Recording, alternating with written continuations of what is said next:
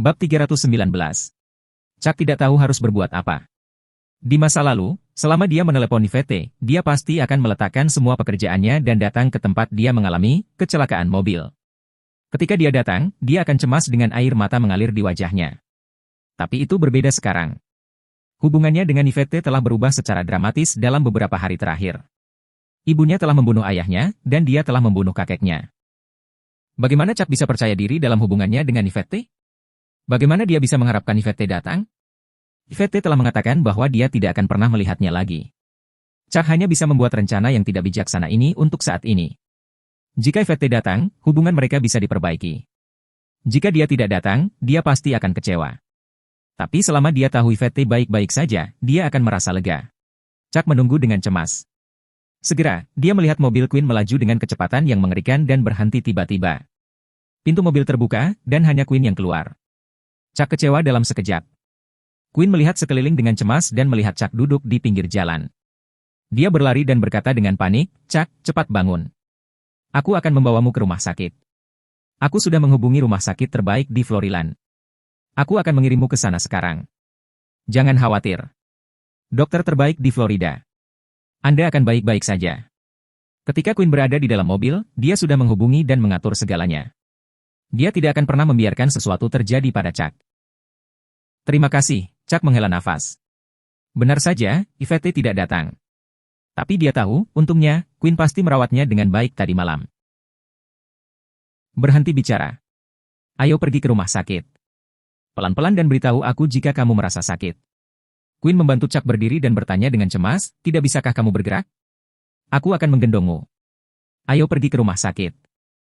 Tidak, terima kasih. Aku tidak mengalami kecelakaan mobil, Chuck menghela nafas dan mengatakan yang sebenarnya. Apa? Quinn tercengang. Chuck mengira Quinn akan marah karena Quinn telah melakukan banyak pengaturan demi dirinya. Namun, Quinn menghela nafas lega. Apakah kamu benar-benar baik-baik saja? Jangan berbohong padaku. Aku baik-baik saja, jawab Chuck. Chuck tidak melihat orang yang ingin dilihatnya. Dia depresi dan tidak mau bicara sama sekali. Quinn menghela napas lega lagi dan berkata, bagus kalau kamu baik-baik saja. Jangan pernah membuat lelucon seperti itu lagi di masa depan. Kamu membawa sial. Jangan lakukan itu lagi di masa depan, oke? Quinn tidak marah tetapi sangat serius. Oke, maafkan aku, kata Chuck dan menghela napas. Tidak, kamu tidak perlu meminta maaf kepadaku. Yang paling penting adalah kamu baik-baik saja. Apakah kamu mengatakan bahwa kamu mengalami kecelakaan untuk melihat apakah Yvette akan datang? Quinn mengerti alasan Chuck melakukannya. Dia tentu saja tidak perlu membuat lelucon seperti itu dengannya. Satu-satunya hal yang bisa dikatakan adalah bahwa Chuck tahu bahwa Yvette ada di sisinya karena dia maha kuasa. Karena itu, dia ingin membuat Yvette datang dengan cara ini. Sebenarnya, Quinn sedikit kecewa meskipun dia berpikir begitu. Jika Chuck hanya bercanda dengannya, Quinn akan sangat senang, tapi tidak. Ya, tapi dia tidak datang, Chuck putus asa. Dia akan pergi ke Amerika Serikat. Tentu saja, dia tidak akan datang, kata Quinn langsung. Dia tahu bahwa Yvette tidak bisa melewati rintangan itu. Jika itu adalah Quinn sendiri, dia juga tidak akan bisa melewatinya. Itu adalah sifat manusia. Ya, bagaimana kabarnya? Tanya Chuck. Dia lebih peduli tentang ini. Quinn menjawab, saya menelepon dokter kemarin untuk merawatnya. Dia baik-baik saja ketika bangun di pagi hari. Bagus, kata Chuck sambil berdiri. Tapi apa gunanya Yvette pergi ke Amerika Serikat? Apakah dia akan membalas dendam pada ibunya? Lagi pula, ibunya belum kembali dari Amerika Serikat. Apakah kamu lapar? Aku akan mentraktirmu makan, ajak Quinn. Karena Regine tidak berada di sisi Chuck, dia bisa membawanya ke restorannya untuk makan. Steak yang dikirim melalui udara sangat lezat. Namun, Chuck tidak nafsu makan. Dia hendak berdiri dan memanggil Karen untuk menanyakan apa yang terjadi. Tapi Chuck sudah terlalu lama berjongkok di sana, dan dia tidak tidur sepanjang malam. Kakinya mati rasa dan dia jatuh ke tanah. Quinn terkejut, Chuck, apa yang terjadi padamu? Bukan apa-apa, Chuck menggelengkan kepalanya. Sepertinya dia harus istirahat yang baik dan makan sesuatu. Dia siap menerima ajakan itu. Namun, suara manis datang ke telinga Chuck, Hubby. Chuck langsung tercengang. Ada taksi yang diparkir di sisi jalan, Yvette membuka pintu dan berlari ke bawah. Dia berlari ke Chuck dengan air mata di matanya, Hubby, di mana kamu terluka? Aku akan membawamu ke rumah sakit. Aku. Mata Yvette melebar karena Chuck telah menciumnya tanpa peringatan. Melihat adegan ini, Queen mendengus dan berjalan ke mobilnya dengan kaki panjang berayun. Dia tidak akan menjadi roda ketiga. Ciuman ini berlangsung lama. Air mata Yvette mengalir di pipinya. Chuck melepaskannya, dan hatinya penuh kejutan. Yvette telah datang. Dia telah datang kepadanya. Yvette masih ingat kasih sayang mereka sejak kecil. Sayang, kamu di sini, kata Chuck lembut. Mata Yvette meredup saat dia berkata, Hubby, kamu baik-baik saja, bukan? Aku baik-baik saja, jawab Chuck. Hatinya sakit untuknya ketika dia melihat wajah Yvette pucat. Seberapa parah dia terluka? Sayang, jangan pergi. Chuck sangat ketakutan ketika Yvette berbalik untuk pergi. Tentu saja, Chuck bangkit dan mengejarnya. Dia menariknya kembali. Hap. Chuck, lepaskan aku. Kamu berbohong padaku.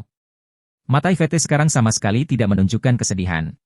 Aku tidak bermaksud begitu, Chuck berjalan ke Yvette dan berkata dengan lembut. Ketika Chuck melihatnya lagi, dia tidak ingin memikirkan apapun. Dia hanya ingin tinggal bersamanya. Yvette berkata, tidak akan ada yang kedua kalinya. Lain kali, jika kamu punya mobil. Jika sesuatu terjadi padamu lain kali, aku tidak akan pernah datang, tidak akan pernah. Kamu berbohong padaku. Dia berjuang untuk melepaskan tangan Chuck, tetapi Chuck pasti tidak akan melepaskannya. Melihat dia berjuang begitu keras, Chuck hanya bisa memeluknya. Lepaskan, apa kau mendengarku? Aku akan membunuhmu. Yvette berkata dengan keras. Tidak. Chuck menciumnya lagi, dan Yvette menolak. Air mata keluar dari mata Yvette dan Chuck berhenti. Yvette sedih dan Chuck ingin menampar dirinya sendiri. Berapa banyak rasa sakit yang harus diderita Yvette untuk datang ke sini kepadanya? Bagaimana dia bisa memperlakukannya seperti ini? Tidak, lepaskan, tolong lepaskan aku. Yvette diliputi kesengsaraan ketika dia berbicara, ibumu membunuh ayahku dan kamu telah membunuh kakekku. Bagaimana aku harus menghadapimu? Apakah kamu masih ingin menciumku? Atau apakah kamu masih ingin tidur denganku? Chuck menggelengkan kepalanya, maaf. Emosi Yvette berada di ambang kehancuran. Selama lebih dari sebulan, dia telah menderita terlalu banyak. Bagaimanapun, dia hanyalah seorang guru biasa sebelumnya, tetapi sekarang dia telah berakhir dalam keadaan ini. Dia kemudian berkata, sayang, aku sudah menemukan jawabannya. Orang yang memukulmu adalah sepupumu. Chuck berpikir bahwa dia harus membantu Yvette. Ketika Betty meneleponnya barusan, dia telah menganalisis bahwa Yvette akan mengambil warisan, tetapi sepupunya tidak setuju. Sehingga terjadilah konflik. Tidak mungkin bagi Chuck untuk mengabaikan situasi seperti itu. Sekarang, Yvette tidak memiliki kemampuan untuk mengambil kembali barang-barang miliknya. Selain itu, Betty mengetahui bahwa sepupu Yvette tampaknya akan pergi ke Amerika Serikat lusa. Masih ada kesempatan. Ini urusanku sendiri. Kami tidak ada hubungannya satu sama lain, mata Yvette menjadi dingin saat dia berkata. Oke, aku tidak akan terlibat, Chuck, berkompromi. Jangan berbohong padaku lagi. Ini yang terakhir kali. Yvette berbalik dan berjalan pergi, tetapi Chuck masih memegang tangannya. Yvette berjuang keras, lepaskan tanganku, aku akan menggigitmu. Yvette menggigit tangan Chuck, dan dia merasakan sakit. Namun, Chuck tersenyum. Meskipun sakit, Yvette tidak menggunakan banyak kekuatan. Dia tidak tahan untuk menyakitinya pada akhirnya. Dia masih memiliki perasaan untuknya. Tapi ibunya telah membunuh ayahnya, dan dia telah membunuh kakeknya. Hal ini membuat Yvette membuang rasa cintanya padanya. Itu bukan salah Yvette. Chuck bisa memahaminya. Lepaskan aku akan mematahkan jarimu dengan gigiku, Yvette menggertakkan giginya dan mengancam. Tapi Chuck hanya tertawa. Apa yang kamu tertawakan? Siapa yang membuatmu tertawa? Rasa dingin di mata Yvette menghilang. Ketika dia membuka mulutnya dan melihat bekas gigi yang jelas di jari Chuck, matanya merah. Chuck memeluknya, sayang, aku tahu apa yang kamu pikirkan. Aku akan memberimu waktu. Dia berteriak, tidak ada gunanya memiliki lebih banyak waktu. Kamu membunuh kakekku. Dia adalah keluargaku. Keganasan di matanya kembali sekali lagi. Lalu, mengapa kamu tidak membunuhku untuk membalas kematian kakekmu? Kata Chuck dengan tenang. Kamu. Siapa yang ingin membunuhmu? Lepaskan aku. Aku ingin pergi. Yvette meronta, tetapi Chuck hanya memeluknya dan tidak ingin melepaskannya. Mata Yvette meredup dan dia sedih saat dia memohon, Hubby, tolong lepaskan aku. Bab 320. Chuck tersenyum, Yvette memanggilnya suami lagi. Suaranya benar-benar manis. Chuck melepaskan Yvette dan menciumnya. Dia mundur selangkah, tetapi dia tidak banyak berjuang kali ini. Chuck menciumnya sesuai keinginannya. Itu adalah perasaan yang luar biasa. Mata Yvette penuh dengan kesedihan dan dia berkata setelah mereka berpisah, Hubby, beri aku waktu. Aku tidak bisa menerimanya sekarang. Yvette benar-benar menderita. Di satu sisi, itu adalah keluarganya, dan di sisi lain, itu adalah orang yang tumbuh bersamanya. Tekad Chuck pada saat ini telah menghancurkan kegigihan awal Yvette. Chuck mengerti bahwa jika ini terjadi padanya, dia tidak akan bisa menerimanya untuk saat ini. Tapi bagaimanapun, dia tertekan karena ibunya benar-benar membunuh ayah Yvette. Bagaimana dia bisa menyelesaikan masalah ini? Jika Yvette ingin membalas dendam, Chuck pasti akan mencoba yang terbaik untuk menghentikannya. Chuck menghela nafas dalam hatinya dan merasa bahwa masalah ini benar-benar perlu ditangani dengan benar. Tidak peduli apa, ibunya juga tidak boleh dalam bahaya. Namun, dia tidak tahu bagaimana menangani masalah ini. Chuck merasakan sakit kepala saat memikirkannya. Melihat Chuck dan Yvette saling berpelukan, Quinn mendengus pelan di dalam mobil. Dia menutup matanya dan tidak ingin melihatnya lagi. Tapi memikirkannya, Quinn masih membuka matanya. Dia kemudian menerima telepon dari restorannya di Floryland. Quinn menjawab telepon. Halo, Presiden Miller, apakah Anda masih akan makan siang bersama pasangan kita? Suara di telepon itu sopan. Dia harus bertanya karena ketika dia datang ke Floryland, Quinn telah menginstruksikan restoran untuk memesan bahan-bahan yang telah dikirimkan melalui udara. Dia belum makan banyak makanan. Tidak.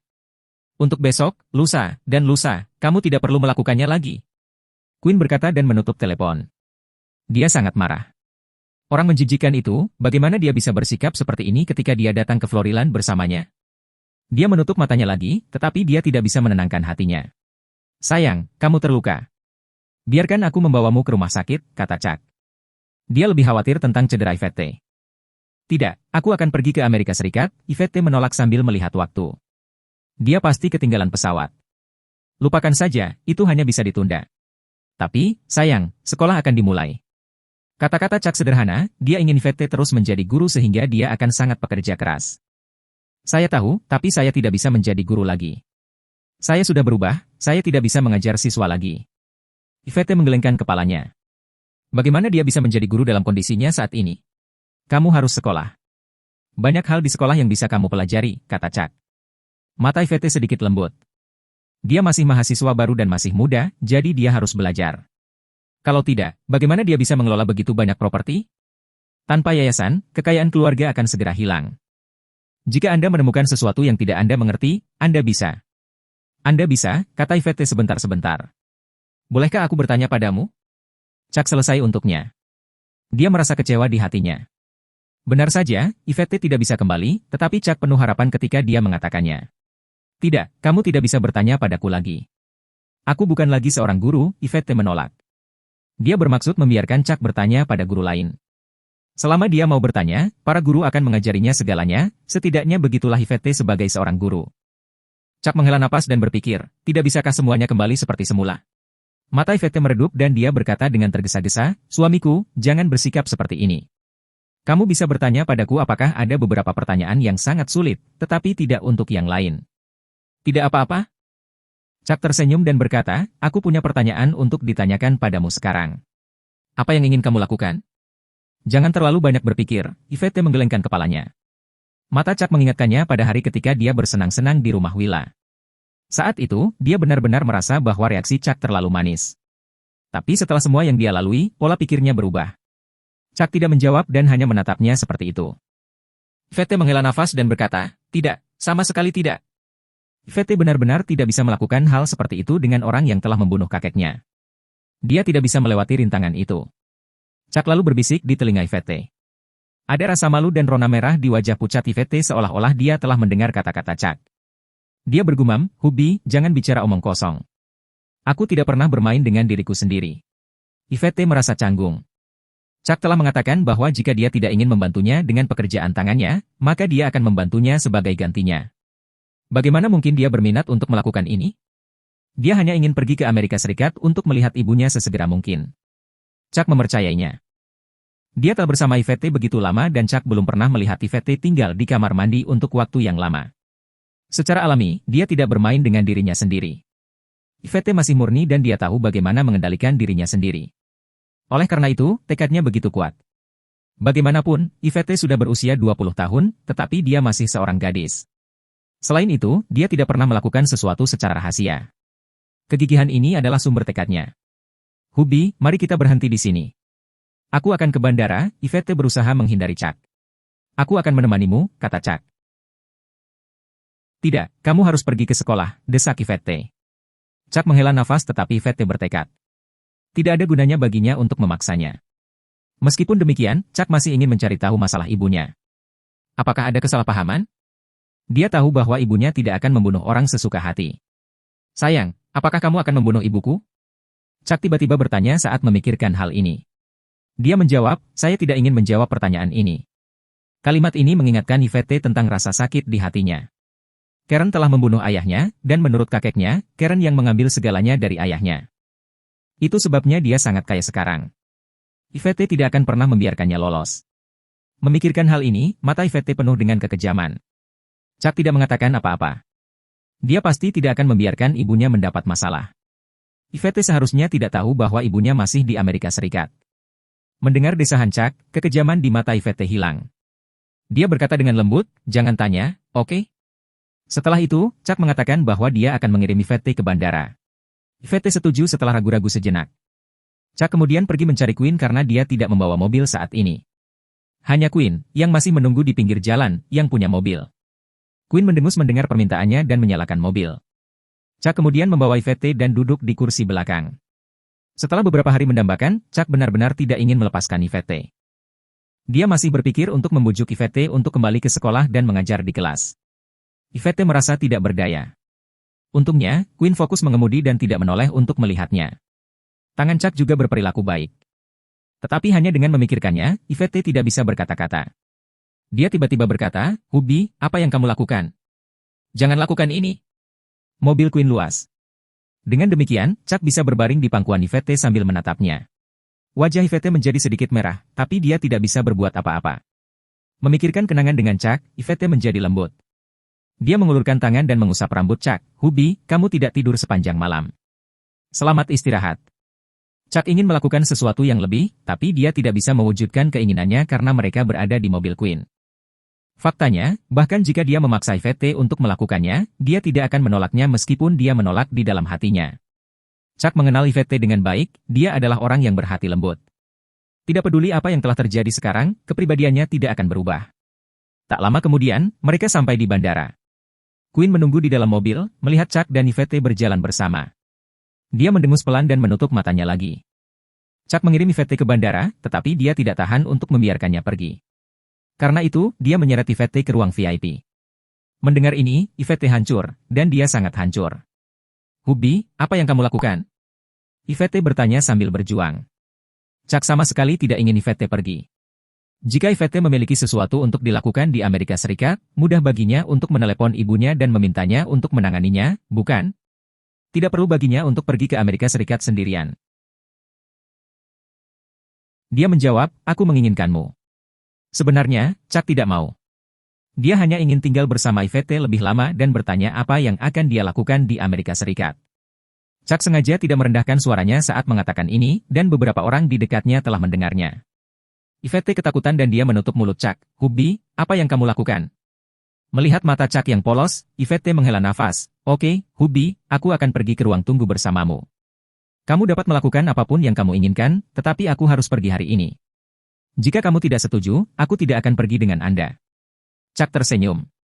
Yvette telah berkompromi, yang berarti dia bisa menjangkau 1 yard setelah mengambil 1 inci.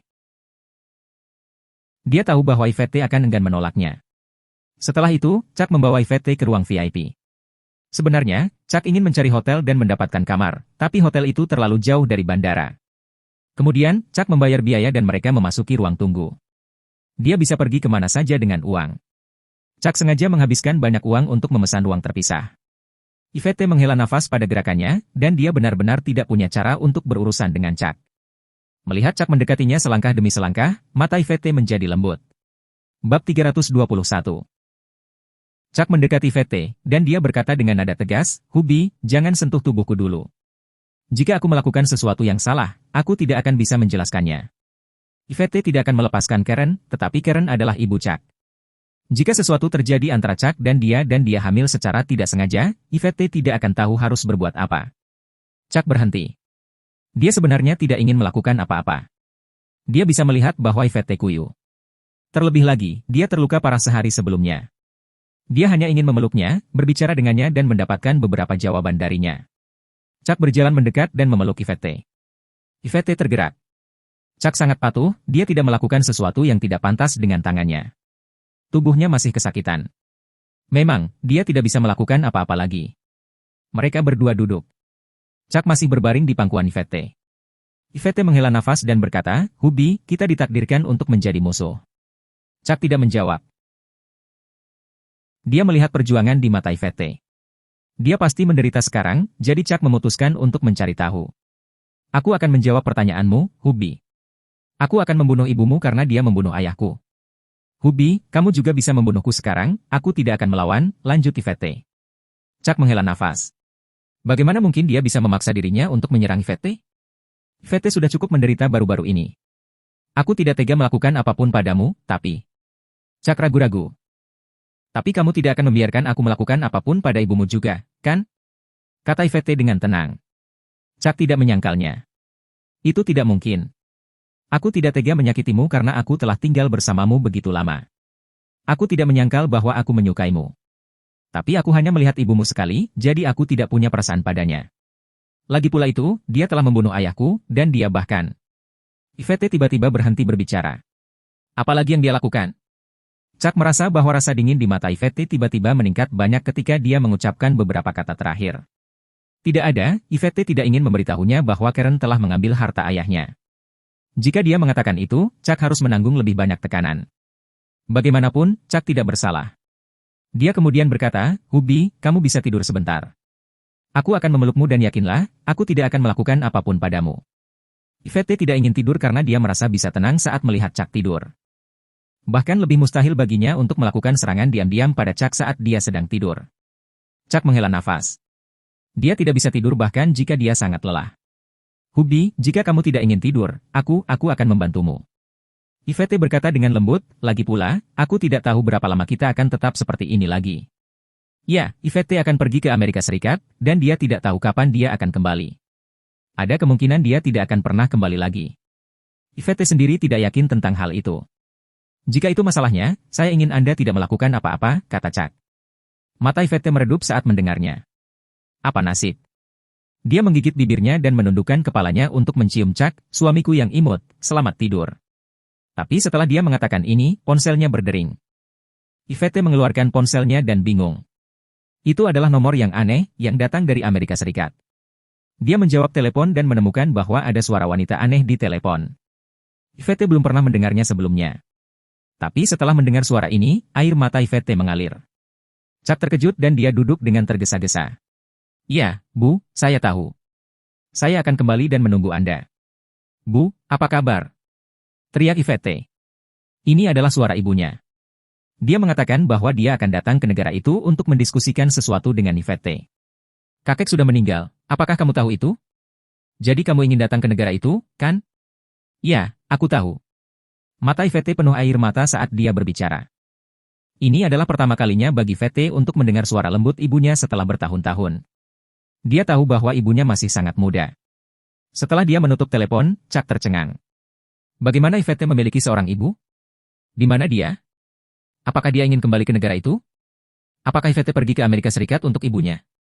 "Hubby, aku tidak akan pergi ke Amerika Serikat lagi." Yvette meletakkan ponselnya dan berkata. Baru saja, ibunya mengatakan kepadanya bahwa dia memiliki sesuatu untuk dikatakan padanya. Dia juga tahu bahwa kakek telah meninggal, jadi tidak mungkin bagi Yvette untuk mengambil kembali apa yang menjadi miliknya dan dia bahkan mungkin mati saat mencoba melakukannya. Karena itu, ibunya harus kembali untuk berdiskusi dengannya. Chuck terkejut. Apakah ibu mertuanya datang ke negara itu? Kalau begitu, ayo kita kembali. Sekolah akan segera dimulai. Kembali dan menjadi guru lagi, kata Chuck bersemangat. Dia hanya akan tertarik untuk belajar jika Yvette ada di sekolah. Aku tidak bisa melakukannya, mata Yvette menjadi gelap. Bagaimana dia bisa melakukannya? Hubby, bagaimana kalau aku hanya mengajarimu? Aku yakin aku tidak bisa menjadi guru lagi, tambah Yvette. Chuck tidak memaksanya. Bagaimanapun, Yvette tidak lagi pergi ke Amerika Serikat, oleh karena itu, dia bisa membawanya pulang sekarang. Hubby, apakah kamu masih tidur? Saat Yvette bertanya, Chuck menciumnya. Yvette tidak punya cara untuk melawan sama sekali. Ketika Chuck sudah cukup berciuman, dia melepaskan pelukannya dan berkata, "Sayang, ayo pulang." Ibu Yvette telah menelepon dan mengatakan bahwa dia akan naik pesawat ke bandara di Ocean City dalam beberapa hari ke depan setelah dia menyelesaikan masalah di Amerika Serikat. Oke, tapi untuk ibumu, aku tidak akan melihatnya untuk saat ini. Aku akan bertarung dengannya jika aku melihatnya, Yvette menekankan. Tapi kau bukan tandingan ibuku. Chuck menghela nafas tanpa daya. Apakah Yvette tidak tahu seberapa kuat ibunya? Bahkan jika ada puluhan Yvette, mereka tetap bukan tandingan Karen. Sejujurnya, jika ibunya menganggapnya serius, lusinan Yvette tidak akan cocok untuknya, apalagi hanya satu. Aku tahu, bahkan jika aku mati di tangannya, aku masih ingin. Jawab Yvette. Aku tidak akan membiarkan apapun terjadi pada ibuku, dan aku juga tidak akan membiarkanmu mati, kata Chuck lembut. Mata Yvette suram, tetapi dia tersentuh oleh kasih sayangnya. Dia bertanya-tanya bagaimana perselisihan ini akan berakhir. Setelah itu, Chuck membawa Yvette keluar. Ketika mereka tiba di tempat parkir, Quinn yang sedang menunggu di dalam mobil menjadi marah. Dia sudah lama berada di sana. Apa yang dia lakukan? Kenapa dia belum keluar? Mungkinkah? Quinn memikirkan sesuatu dan mengutuk, "Bestard, apakah kamu memintaku untuk menunggumu dan pergi melakukan hal seperti itu dengannya?" Menjijikkan. Dia ingin pergi dan kembali, tetapi dia tidak bisa melakukannya. Ketika dia marah, dia tiba-tiba melihat Chuck dan Yvette datang. Quinn terkejut. Mengapa Yvette tidak pergi ke Amerika Serikat? Chuck membuka pintu dan masuk ke mobil. Chuck memutuskan untuk beristirahat dengan baik malam itu dan pulang dengan pesawat keesokan harinya. Chuck sudah siap untuk masa sekolah baru. Presiden Miller, tolong bawa kami makan. Lalu, Yvette dan saya memutuskan untuk kembali besok. Bagaimana dengan Anda? Chuck bertanya karena mereka datang ke Floryland bersama. Jika Quinn mengatakan bahwa dia akan kembali, Chuck akan memesankannya penerbangan. Aku belum akan kembali. Aku punya sesuatu untuk dilakukan dalam beberapa hari ini. Quinn kesal. Mengapa dia harus mengikuti mereka ketika mereka kembali? Namun, Quinn masih merasa sedikit kecewa, meski dia sedang marah. Dia mengantar Chuck dan Yvette untuk makan malam. Setelah makan, Chuck dan Yvette mendapat kamar untuk bermalam. Di tengah malam, Regine menelepon Chuck dan bertanya di mana dia berada dan apakah dia telah melupakannya. Tentu saja, Chuck menyangkalnya dan mengatakan kepadanya bahwa dia akan kembali lusa. Regine merasakan lebih banyak keluhan setelah mendengarnya. Dia mengomel di Chuck untuk waktu yang lama, mengatakan bahwa dia tidak menepati janjinya sama sekali. Dia telah membuat janji padanya, tapi ternyata seperti ini. Chuck tidak punya pilihan selain berjanji padanya masalah lain. Kalau tidak, dia tidak akan bisa menutup telepon. Keesokan paginya, Quinn yang mengirim Chuck dan Yvette kembali ke bandara. Mereka akan kembali ke Ocean City dengan pesawat. Ketika dia melihat Chuck dan Yvette memasuki bandara, Quinn telah menahan amarahnya untuk waktu yang lama. Pada akhirnya, dia hanya bisa menghela nafas. Apalagi yang bisa dia lakukan? Ketika Chuck dan Yvette tiba di bandara, Chuck hanya menyuruh Betty untuk tenang. Dia tidak memintanya untuk menjemput mereka. Mereka hanya bisa pulang dengan memanggil taksi. Yvette terdiam karena sekali lagi dia kembali ke tempat yang membawa kesengsaraannya. Chuck bertanya kepada Yvette kemana dia ingin pergi, dan apakah dia ingin pergi untuk melihat-lihat perusahaan. Baru-baru ini, Susan telah mengurus perusahaan. Mendengar sarannya, Yvette setuju. Dia juga ingin melihat bagaimana kinerja perusahaan karena itu adalah usahanya sendiri yang melelahkan. Chuck memanggil taksi dan pergi ke alun-alun bersama Yvette. Ketika mereka tiba di alun-alun, Yvette keluar dari taksi. Sudah lama sejak dia datang ke sini. Tetapi ketika Yvette melihat Queenie, yang bekerja paruh waktu, dia memandangnya selama beberapa detik. Kemudian, Yvette berbalik untuk melihat Chuck dan berkata, "Hubby, izinkan saya menanyakan sesuatu kepada Anda." "Silakan," jawab Chuck santai. Yvette terlihat agak aneh, lalu dia bertanya, "Apakah terjadi sesuatu antara kamu dan Queenie?" Chuck merasa tidak enak ketika mendengar pertanyaan itu. Dia melirik ke atas dan kebetulan melihat Queenie lewat. Apakah Yvette mengetahui tentang mereka? Itu tidak mungkin, bukan? Chuck kemudian menguatkan dirinya dan bertanya, "Sayang, apa yang ingin kamu ketahui?" Dukung blog Novel Tune agar selalu update episode